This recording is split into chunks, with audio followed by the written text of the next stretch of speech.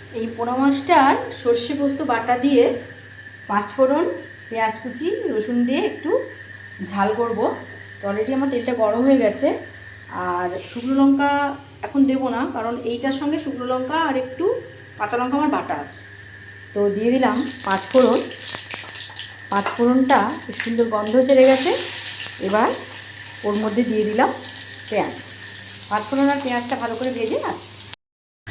পেঁয়াজটা ভালো করে ভাজা ভাজা হওয়ার পর নুন দিয়ে দিয়েছি একটু রসুন। তো এই পেঁয়াজ আর রসুনের ওপরেই আমি সর্ষে পোস্ত বাটাটা একটু দিয়ে দিলাম।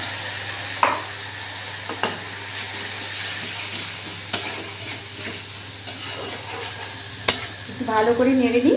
নেড়ে নিলে এইখানে একটা বাটনা গুলিয়ে রেখেছি, হলুদের গুঁড়ো, লঙ্কার গুঁড়ো আর জল একসঙ্গে গোলানো আছে।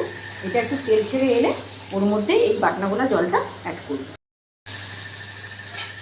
ভালো করে কষা হয়ে গেছে। এবারে হলুদ গুঁড়ো, লঙ্কার গুঁড়ো, গোলা জলটা আমি এর মধ্যে দিলাম।